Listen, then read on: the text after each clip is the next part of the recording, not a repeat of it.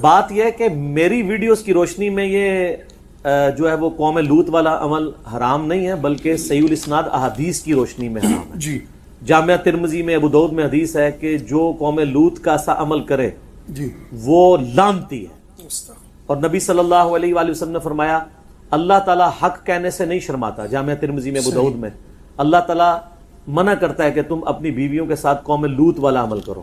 اور ترمذی ابو داؤد میں حدیث ہے کہ نبی صلی اللہ علیہ وآلہ وسلم نے فرمایا اللہ تعالیٰ نے اس چیز کو حرام قرار دیا ہے کہ کوئی مرد مرد کے ساتھ ایسا عمل کرے یا کوئی مرد کسی عورت کے ساتھ ایسا عمل کرے. نعوذ باللہ. اس کے اوپر میرا سیکس کے اوپر ایک ڈیٹیل لیکچر ہے، مسئلہ نمبر 155، وہ آپ دیکھ لیں. لیکن وہ میں ریکویسٹ کروں گا، میں بار بار کہتا ہوں کہ میرے سیکس کے اوپر ریلیٹڈ جو لیکچرز ہیں وہ ایک ہی لیکچر ہے جس کے کلپ بنے ہوئے ہیں. عورتیں عورتوں میں بیٹھ کے دیکھیں، مرد مردوں میں، یعنی اختلاط میں نہ دیکھا جائے. اس کے شروع میں نے اناؤنسمنٹ یہ کی تھی. باقی تو میرے اندر یہ کیپیبلٹی نہیں ہے کہ میں اس طرح کے ایشوز کے اوپر آئے دن، آپ کو پتہ ہے یہاں تو وہ لال داڑھی والی سرکار جو ہے وہ روزانہ انہوں نے کوئی نہ کوئی سیکسی قسم کا کلپ چڑھایا ہوتا ہے. میری ایک کمپیٹنسی نہیں، سیدھی سی بات ہے. میں نے ایک کلپ ریکارڈ کرا کے اس کو بند کر دیا تھا اس ٹاپک کو، کیونکہ یہ ٹرانس جینڈرز کا جو ایشو ہے، ہیجڑوں والا اور مخنثین والا، یہ چونکہ ایک کریٹیکل ایشو ہے اور یہ لوگوں کے ساتھ یہ مسئلے ہیں.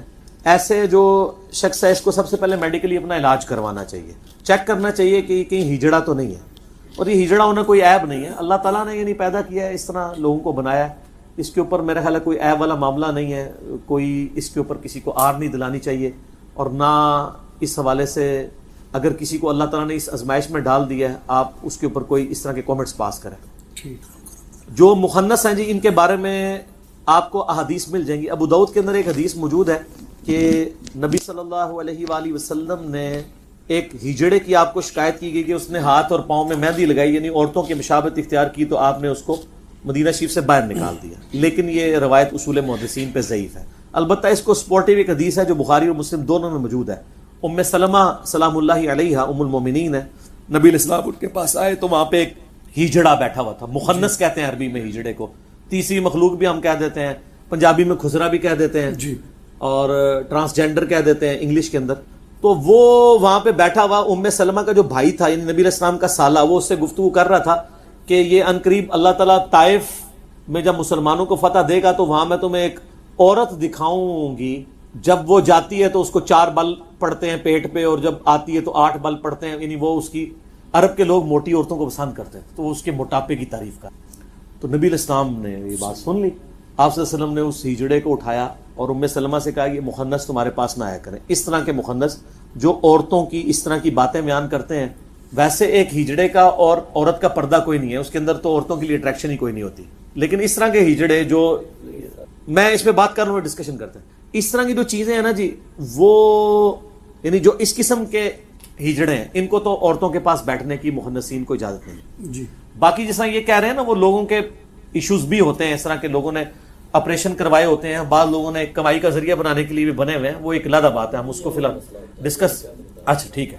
تو اس میں یہ جو ایشو یہ بتا رہے ہیں نا، اس میں ان کو بالکل شادی نہیں کرنی. انہوں نے شادی کے بارے میں پوچھا، ظاہر ہے مرد کو تو شادی کی اجازت نہیں ہے کیونکہ وہ تو عورت کے قابل ہی نہیں ہے. پہلے تو عورتیں خاموش ہو جایا کرتی تھیں، اب تو عورتیں خاموش نہیں رہتی ہیں اور اس کی وجہ سے پھر بعد میں بھی کافی لڑائی جھگڑے بھی شروع ہو جاتے ہیں. اور عموماً اولاد جو نہیں ہو رہی ہوتی، زیادہ تر کیسز میں مردوں کے کمزوری پائی جاتی ہے جی. لیکن وہ عورتوں کے سارے ٹیسٹ عورتوں کے کروائے جا رہے ہوتے ہیں اور الٹیمیٹلی خرابی مرد کے اندر نکلتی ہے. کئی عورتیں جنہوں نے پوری زندگیاں اسی طریقے سے گزارتی اور بعد میں یہ نہیں پتہ چلا کہ اس طرح کا مسئلہ تھا. تو ایسی عورت کی بھی ذمہ داری ہے کہ اگر مرد میں کوئی اس قسم کا عیب موجود ہے، پہلے تو میڈیکلی علاج کروایا جائے. اگر علاج پاسبل ہو، بعض اوقات نفسیاتی بیماری بھی ہوتی ہے جس کی وجہ سے ریلیشن شپ ڈیولپ نہیں ہوتا. میں ذرا کوڈ ورڈز میں بات کروں گا اور یعنی کیونکہ ہر قسم کے لوگوں نے یہ ویڈیو دیکھنی ہوتی ہے، تو ایسے لوگوں کو پھر علاج کروانا چاہیے، کسی یعنی میڈیکل اسپیشلسٹ سے رابطہ کریں جو اس فیلڈ کے اندر ہے. اور اگر پھر ڈکلیئر ہو جاتا ہے کہ اس طرح کا ایشو ہے تو پھر ٹھیک ہے، ان کے لیے تو ٹیشن نہیں ہے. رہا باقی مردوں میں ٹیشن والا مسئلہ تو ویسے ہی حرام ہے، صبر کریں. صحیح بخاری میں حدیث موجود ہے، مسلم میں بھی ہے، اے نوجوانوں کے گروہ نکاح کرو جس میں نکاح کی استطاعت نہیں ہے، وہ روزے رکھ کر اپنی شہوت کو ٹھنڈا کرے. نکاح کرنا آنکھوں کی حفاظت کا ذریعہ ہے اور اپنی عصمت اور عفت کی حفاظت کا ذریعہ. یہاں پہ اسپیسیفکلی اس اعتبار سے کہا گیا ہے استطاعت کہ وہ فیملی کو سپورٹ کر سکتا ہو. تبھی اس کو کہا جا رہا ہے کہ روزوں کے ذریعے شہوت ٹھنڈی کر. اب اگر وہ فیملی کو سپورٹ بھی کر سکتا ہے لیکن دوسری استطاعت نہیں ہے عورتوں والی, تو ظاہر ہے وہ تو نہیں پھر شادی کرے گا. اور اگر مردوں والا معاملہ ہے تو ظاہر ہے وہ خوف خدا کرے اور اس گناہ سے توبہ کرے, اپنا میڈیکل علاج کروائے اور روزے رکھ کے اپنے معاملات کو سیدھا کرے, اللہ کی طرف رہے. عموماً ایسے لوگوں کا اٹھنا بیٹھنا ہی ایسے لوگوں کے ساتھ ہوتا ہے کہ ان کو لت پڑی ہوئی ہوتی ہے. یہ بھی ایک لت ہے نا جی. یہ تو صرف ان لوگوں کو نہیں ہے کہ شادی شدہ لوگوں کو بھی لت پڑی ہوئی ہے. اور معذرت کے ساتھ مطلب مدرسوں میں یہ کام بہت بڑے لیول پہ ہو رہا ہوتا ہے. میں سارے مدرسوں کو اور سارے مدرسوں کے اسٹوڈنٹس یا ٹیچرز کو نہیں کہہ رہا ہوں, لیکن جو لوگ مدرسوں سے پڑھے ہیں ان کو پتہ ہے یہ معاملات اسکولوں کے اندر کم ہوتے ہیں کیونکہ ہاسٹل وغیرہ نہیں ہوتے. ادروائز اسکولوں میں بھی اگر ہاسٹل شروع ہو جائیں تو مدرسوں سے بھی زیادہ کام اٹھ جائے کیونکہ وہاں پہ اویلیبلٹی ٹیچرز کے لیے نہیں ہوتی. ویسے تو اس طرح کے واقعات اسکولوں کے لیے بھی رپورٹ ہوتے ہیں. یہ بھی یعنی میڈیا کی بھی 2 نمبری ہے, صرف مدرسوں کو ہائی لائٹ کرتے ہیں, اسکولوں کو بھی کرنا چاہیے جہاں پہ اس طرح کی برائی ہو رہی ہے. لیکن یہ علیحدہ بات ہے کہ مدرسوں میں یہ زیادہ ہو رہا ہے کیونکہ وہاں پہ اویلیبلٹی زیادہ ہوتی ہے, ان کے پاس چانس زیادہ موجود ہوتا ہے کیونکہ وہ تو بیچارے ماں باپ تو غربت کی وجہ سے بچے چھوڑ کے چلے گئے ہوتے ہیں, بعد میں وہ استادوں کے رحم و کرم کے اوپر ہوتے ہیں. تو میں اب اس میں کوئی زیادہ یعنی ولگر گفتگو کرنا نہیں چاہتا. آپ کو مدرسوں کا معاملہ پتہ ہے. اگر آپ نے اس معاملے میں میرا کلپ دیکھنا, وہ بڑا سخت کلپ تھا عبدالستار ایدھی صاحب کے اوپر جب ایک مفتی نے کامنٹس کیے تھے, میرا وہ کلپ بڑا وائرل ہوا تھا, تو وہ آپ دیکھ لیں تو آپ کو پتہ چل جائے گا. عبدالستار ایدھی انجینئر محمد علی مرزا لکھیں تو وہ کلپ ٹاپ پہ کھل جائے گا. ٹھیک ہو گیا جی, جزاک اللہ. جہاں تک سوال وہ میڈیکلی فٹ, میں نے جواب ہر طرح سے دے دیا. ٹھیک ہو گیا. علی بھی اسی حوالے سے اگلے 5 سوالات ٹرانسجینڈر سے ریلیٹڈ ہیں, یعنی مخنث, ہجڑے یا تیسری جنس سے متعلق احکام کیا ہیں.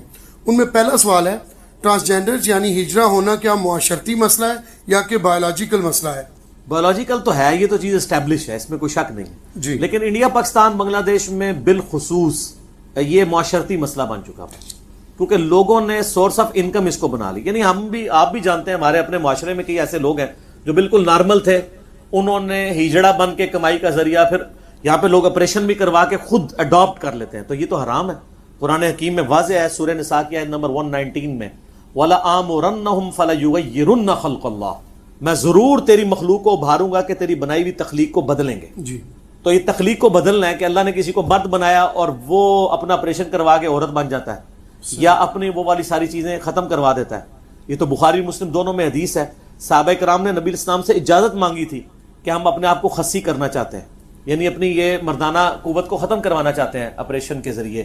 اس زمانے میں بھی آپریشن ہوتے ہی تھے, تو نبی اسلام نے اس چیز سے منع فرمایا, قطعاً منع فرمایا. صحیح. اور بخاری مسلم دونوں میں حدیث ہے کہ نبی اسلام ایک دفعہ گھر میں تشریف فرما نہیں تھے, تو 3 اصحاب آئے, ام المومنین سے آ کے پوچھا کہ اللہ کے رسول صلی اللہ علیہ وآلہ وسلم کی دن رات کی روٹین کیا ہے. تو انہوں نے بتایا کہ نبی اسلام نماز بھی پڑھتے ہیں, نوافل بھی پڑھتے ہیں, رات کو سوتے بھی ہیں, اپنی بیویوں کے پاس بھی جاتے ہیں. تو انہوں نے نبی صلی اللہ علیہ وآلہ وسلم کی عبادت کو ہلکا جانا. تو انہوں نے, ان میں سے ایک نے کہا کہ نبی اسلام تو بخشے بخشائے ہیں, میں تو روزانہ روزہ رکھا کروں گا. دوسرے نے کہا میں روزانہ پوری رات جاگ کے نفل پڑھوں گا. تیسرے نے کہا میں شادی نہیں کروں گا, شادی کر کے تو جھنجھٹ پالنے والی بات ہے, میں اللہ کی عبادت میں وقت گزاروں گا. یہ تینوں سٹیٹمنٹ دے کے وہاں سے چلے گئے. تو نبی صلی اللہ علیہ وآلہ وسلم جب واپس آئے تو ان تینوں کے بارے میں بتایا گیا. آپ صلی اللہ علیہ وآلہ وسلم جلال میں, آپ فرمایا بلاؤ ان کو. بلایا گیا.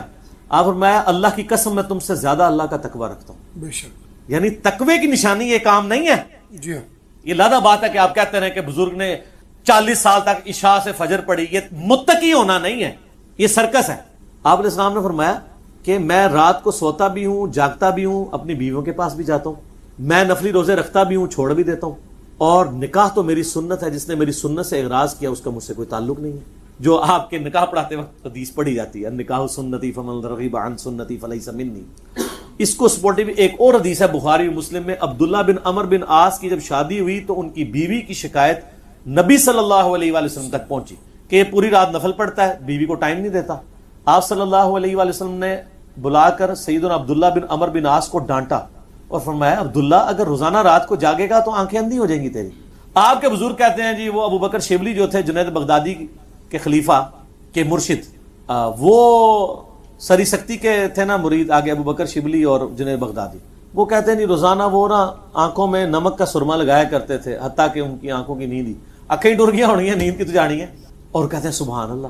اور نبی علیہ السلام اپنے صحابی کو ڈانٹ رہے ہیں کہ تم روزانہ اگر جاگو گے تو اندھے ہو جاؤ گے. تمہاری آنکھوں کا بھی حق ہے, تمہارے جسم کا بھی حق ہے, تمہاری بیوی کا بھی تم پہ حق ہے. یہ بخاری مسلم کے الفاظ ہیں, یہ کوئی سٹوری بک نہیں ہے. امام بخاری نے اس طرح کی احادیث کے اوپر باب باندھا ہے کہ عبادت میں غلو کرنا مکروہ ہے.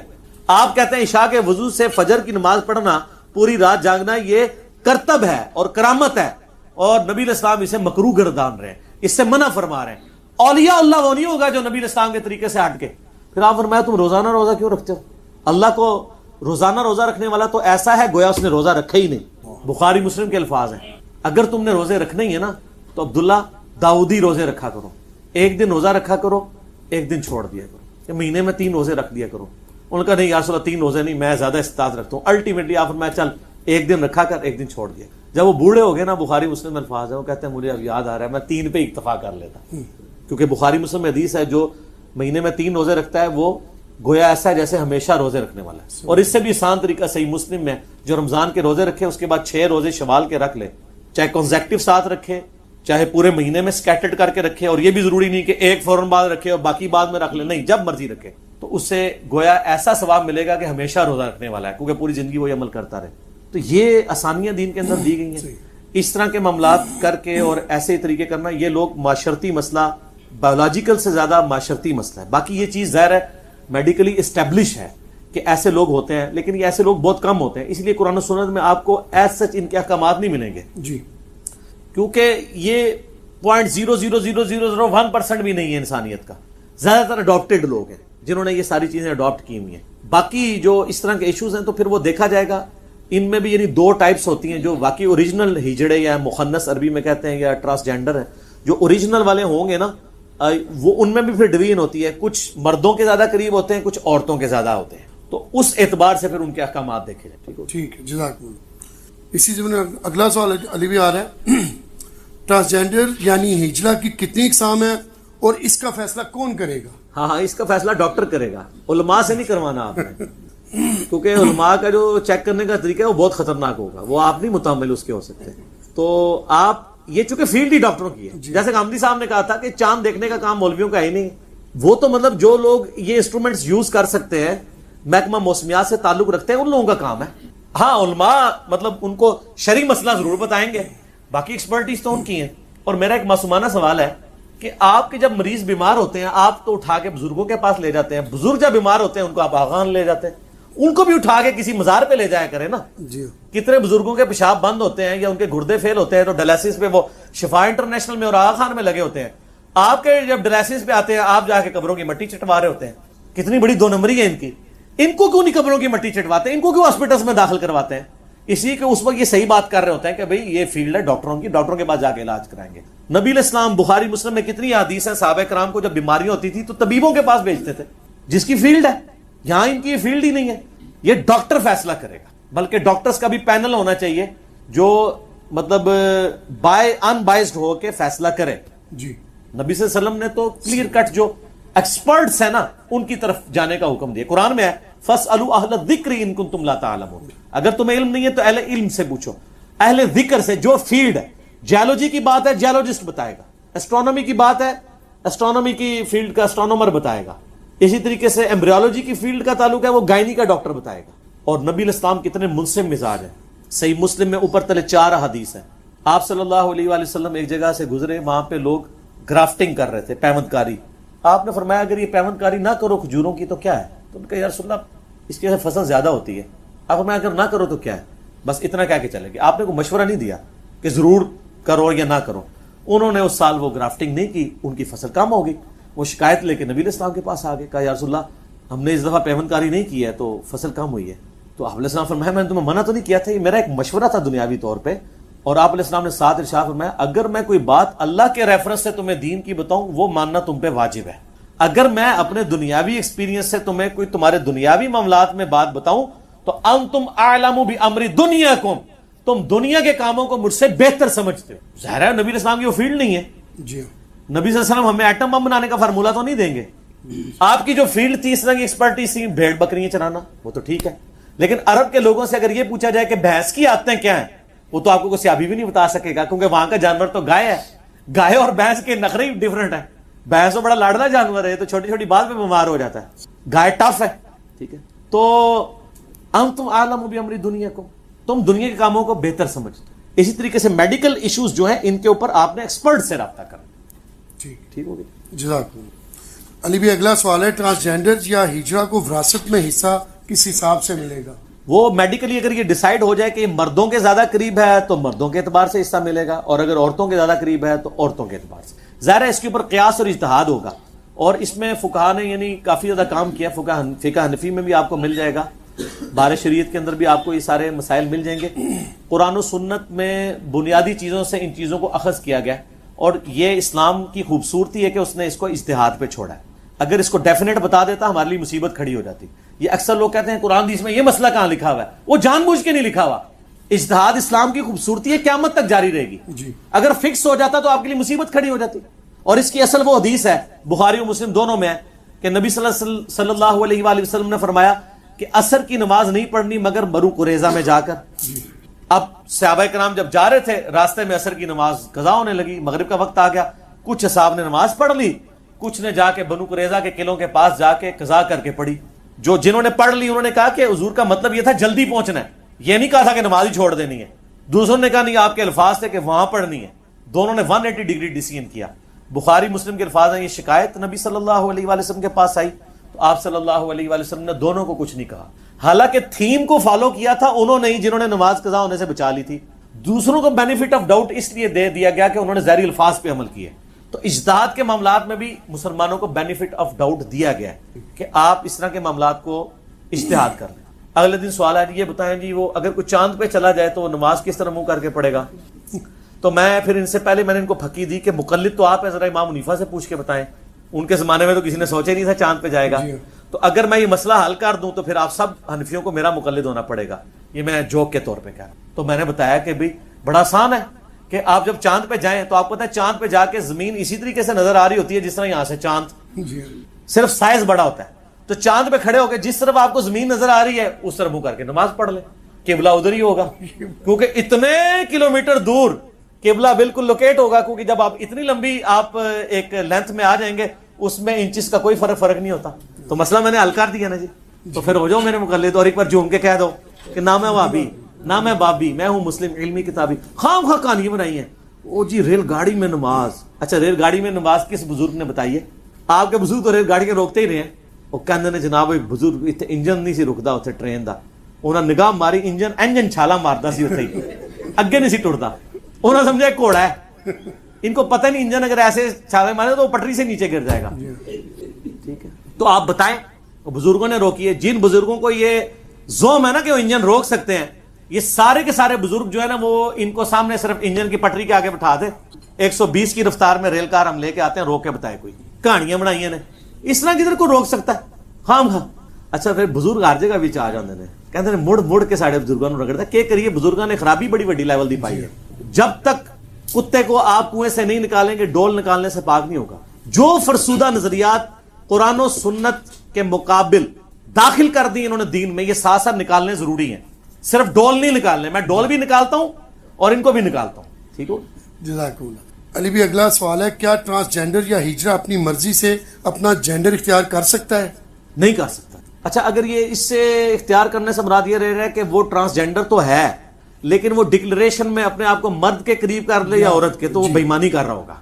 मर्द के करीब है तो डॉक्टर डिसाइड करेगा, वो खुद डिसाइड नहीं करेगा। बाकी अगर इससे मुराद को ये ले रहा है कि वो अपना जेंडर खुद करने के लिए, यानी कोई मर्द अपने आप को औरत बना लेता है इस एतबार से कि वो यानी अपने आप को डिसेबल करवा लेता है सेक्सुअली, वो तो हराम है। वो तो कुरान की रूह से वाज़ेह हराम है।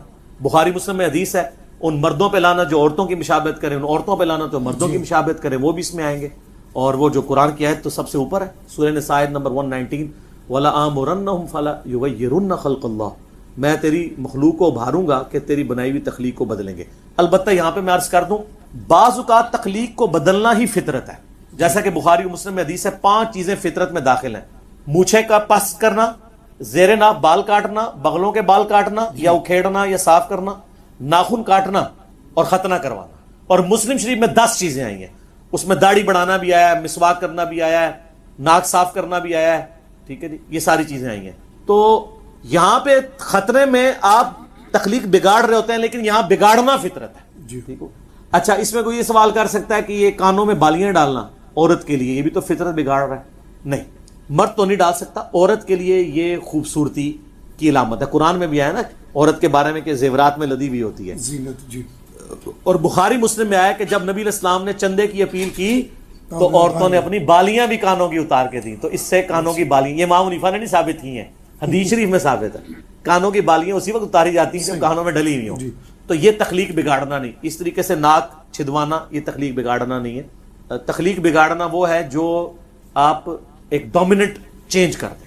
وہ تو ایون اپنے بالوں میں کرے. صحیح مسلم میں حدیث ہے نبی علیہ السلام نے قضا کرنے سے منع کیا ہے کہ کوئی بالوں کا حصہ ریموو کر کے آپ پٹی بنا لیں دوسری چھوڑ دیں ایسے فٹ بالروں نے کی ہوتی ہے، یہ بھی منع ہے. اس حوالے سے یہ چیز کلیئر ہو. آخری سوال ہے نبی، کیا اسلام میں ٹرانسجینڈر کے نماز جنازہ کا کوئی خاص طریقہ ہے؟ ٹرانسجینڈرز کے نماز جنازہ کا کوئی خاص طریقہ نہیں ہے، لیکن یہ بات حقیقت ہے کہ آپ نے ہجڑوں کا یا مخنثین کا یا ٹرانسجینڈرز کا عموماً جنازہ ہوتے ہوئے دیکھا نہیں ہوگا. یہ عموماً رات کے وقت خود ہی جنازہ پڑھ کے، جنازہ کیا ان کو نماز بھی نہیں پڑھنی آتی. یہ تو اللہ بھلا کرے تبلیغی جماعت کا جنہوں نے پہلی دفعہ ان کو بھی کوئی انسانیت میں سمجھتے ہوئے ان کی جماعتیں نکالنی شروع کی ہیں، ان میں دعوت و تبلیغ کا کام شروع کیا ہے. ہجڑوں کی جماعتیں باقاعدہ نکلتی ہیں تبلیغی جماعت کی. جناب انہوں نے اس پورشن کو ان اٹینڈڈ نہیں چھوڑا. اور بڑے بڑے نیک ہجڑے ہیں جو اپنے سارے کام چھوڑ کے ان کاموں میں آ چکے ہیں. جنازے کا اس لیے ہوتا ہے کہ جنازہ عموماً ان کا پبلکلی پڑھا نہیں جاتا. رات کے اندھیرے میں یہ خود ہی پڑھ کے دفنا دیتے ہیں. اس وجہ سے عام لوگوں میں ان کے اناؤنسمنٹ بھی نہیں ہوتی. ایک پوری کمیونٹی میں رہ رہے ہوتے ہیں. حتیٰ کہ جن گھروں میں کوئی ہجڑت پیدا بھی ہو جائیں ہجڑے آ کے لے جاتے ہیں. حالانکہ ماں باپ کو بھی ایسا نہیں کرنا چاہیے. یہ بھی معاشرے کا حصہ ہے. آپ ان کو یہ نہیں پالیں. ظاہر اللہ نے دیکھیں ایک طرف اگر اللہ آپ کو ہجڑا دے دے، اس کے بدلے میں آپ کو ایک پیرلل بچہ مل جائے، پیرلائز ہوا ہو، فالج گرا ہوا ہو، تو دونوں میں سے کس کی پرورش کرنا آسان ہے؟ ہجڑے کی. تو اللہ کا شکر ادا کریں. اگر کسی کے گھر ہو جاتا ہے تو کہیں شکر ہے یا اللہ اس کو آزاد تو نے پورے دیے. ایک چیز ڈسیبل رکھی نا. تو یہ معاشرے میں بڑا یہ پسا ہوا طبقہ ہے. اور میں آپ کو پرسنلی بتاؤں، میں عموماً فقیروں کو جھڑکی تو نہیں دیتا ہوں لیکن مال پانی بھی نہیں دیتا. مجھے پتہ زیادہ پروفیشنل ہوتے ہیں، لیکن مجھ سے اگر کوئی ہجڑا آ کے مانگتا نا تو میں ضرور دے دیتا ہوں. یہ پسا ہوا طبقہ ہے اس معاشرے. حقیقت بات ہے. اگرچہ اس میں کئی لوگ پروفیشنل بھی بنے ہوئے ہیں، لیکن ظاہر ہمارے پاس تو کوئی جج کرنے کا طریقہ نہیں ہے کہ کون پروفیشنل ہے. باقی ایک چیز ہے، یہ بڑے آرگنائز ہیں. ان کا آپ لوگ تو ایک امیر کے اوپر متفق نہیں ہو رہے. ایک سیاسی جماعت ہے وہ دوسرا پولیٹیکل لیڈر کو نہیں مانتی ہے، ٹھیک ہے، لیکن ہجڑوں کے اندر ہر شہر کے اندر ایک ان کا لیڈر ہوتا ہے. اس کو کیا کہتے ہیں؟ بیبے بھی کہتے ہیں، گورو بھی کہتے ہیں. اور یہ پوری دنیا میں ہے، امریکہ میں، یورپ میں. آپ یوٹیوب پہ پورے پروگرام دیکھیں ان کے اوپر، مختلف چینلز نے کیے ہوئے ہیں. تو پھر ملکی لیول پہ بھی ایک ہوتا ہے. پھر جب کوئی فوت ہوتا ہے تو اس کی جگہ سکسیسر اس کا بنایا جاتا ہے. پورا ان کا ایک آرگنائز سسٹم چل رہا ہوتا ہے. باقی یہ ہے کہ ان میں بھی بریلوی بھی ہیں، دیوبندی بھی ہیں، حدیث بھی ہیں، شیعہ بھی ہیں، سکھ بھی ہیں، عیسائی بھی ہیں. فرقے تو ہیں ہی ہیں نا. تو وہ اسی طریقے سے چل رہے ہیں. نفرت نہیں کرنی چاہیے. اور میں یہ سمجھتا ہوں کہ صرف ہجڑوں کا مسئلہ نہیں ہے. جو لوگ نارمل مرد ہیں نا انہوں نے بھی ان کو اعلی کار بنایا ہوا ہے اپنا. سب سے بڑے مجرم اس حوالے سے وہ بھی ہیں. گورنمنٹ بھی مجرم ہے کہ ان کے کوئی حقوق دے. جس طرح پچھلی دفعہ چیف جسٹس نے نوٹس لیا تو کم از کم ان کو شناختی کارڈ والا ایشو تو ریزالو ہوا. اب یہ نوکری بھی حاصل کر سکتے ہیں، ڈکلیئرڈ بھی ہو سکتے ہیں شناختی کارڈ کے اوپر. ورنہ ان کے لیے بڑی مشکل ہو گئی تھی. اور کئی لوگوں کو نوکریاں ملی بھی ہیں. بڑے بڑے پڑھے لکھے ہجڑے بھی موجود ہیں. اور نفرت بالکل نہیں کرنی چاہیے. معاشرے کا پسا ہوا طبقہ ہے، بہت زیادہ پسا ہوا طبقہ ہے. ان کے ساتھ حسن سلوک کرنا چاہیے. یعنی میں اس ویڈیو کی وساطت سے، چونکہ میرا پیغام پوری دنیا میں لوگوں تک پہنچتا ہے. باقی آپ کسی کے میڈیکل ٹیسٹ کروانے کے پیچھے درپے نہ ہو، وہ اس کا معاملہ ہے، اللہ کا معاملہ ہے. کسی کے گھر پیدا ہو جائے وہ ہجڑوں کے حوالے نہ کرے کہ اس کو وہ برائی میں ڈال دیں گے. وہ اسی قسم کی وہ قوم لوط والا عمل شروع کر دیں گے. اس کا وبال بھی آپ کے اوپر ہوگا. پالیں.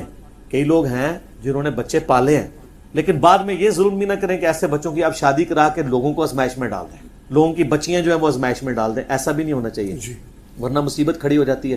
اور اگر کوئی اس سے پہلے کر چکا ہے تو فوراً سے پہلے تنسیخ نکاح کروائیں، خلا یا طلاق والا معاملہ کر کے ایسے لوگوں کو علیحدہ کریں. یہ ظلم ہے عورت کے ساتھ. پھر ایسے لوگوں کی بیویاں پھر وہ ناجائز طریقوں میں انوالو ہو جاتی ہیں. معاشرے کے لیے پھر ایسے لوگ ناسور بن جاتے ہیں. لیکن یہ سب کی سب چیزیں ظاہر ہے ہم تو صرف اصلاحی بیان کر سکتے ہیں. حکومت کا کام ہے کہ حکومتی لیول کے اوپر ان ایشوز کو ریزالو کیا جائے. جس طرح پچھلی دفعہ یعنی سپریم کورٹ نے ڈیسیژن کر کے کم از کم ان کی آئیڈینٹی والا معاملہ تو شناختی کارڈ والا حل کیا. باقی سارے ان کے حقوق کے حوالے سے بھی گورنمنٹ کو، این جی اوز کو ساتھ ملا کے ان ایشوز کے اوپر کام کرنا چاہیے. لیکن یہاں پہ تو جو نارمل مرد و عورت ہیں ان کے حقوق کا بھی مسئلہ ہے, ان بیچاروں کو کس نے پوچھنا ہے. لیکن مجھے حیرانگی ہے کہ جو دیندار لوگ ہیں جب وہ اس طرح کے کام کر رہے ہوں اور ان کے ساتھ چھیڑخانیاں کر رہے ہوں جی اور مذاق کا ذریعہ بنایا ہوتا ہے, کہیں بیچارے کہیں سے گزر جائیں, لوگ آوازیں کستے ہیں, پھپتیاں لگاتے ہیں, اور وہ بھی آگے سے مطلب اس طرح کرتے ہیں, تو خاموشی کا بائیکاٹ کرنا چاہیے, لوگوں کو منع کرنا چاہیے. یار یہ اللہ کی مخلوق ہے, اللہ نے پیدا کیا ہے, آپ بھی ایسے ہو سکتے تھے, اللہ نے ان کو ایسا کیا ہے. جی ان کو, یا اگر وہ خود بھی ہوئے ہیں تو اپنے حالات و واقعات کی وجہ سے ہوئے ہیں, ہو سکتا ہے آپ پہ یہ حالات و واقعات آتے آپ اس سے بھی زیادہ برا پرفارم کرتے ہیں. میں تو ہمیشہ ورسٹ کنڈیشن کو دیکھتا ہوں, اللہ کا شکر ادا کرنا چاہیے, اور قطعاً کسی کے ساتھ اس طرح کی یعنی دشمنی والا رویہ نہ رکھیں, نہ کسی کا ٹھٹا اور مذاق اڑائیں, اللہ سے ڈریں. ایک مسلمان کا یہ ایٹیچیوڈ ہونا چاہیے. ٹھیک ہو گیا, ختم ہو گیا سوال. جی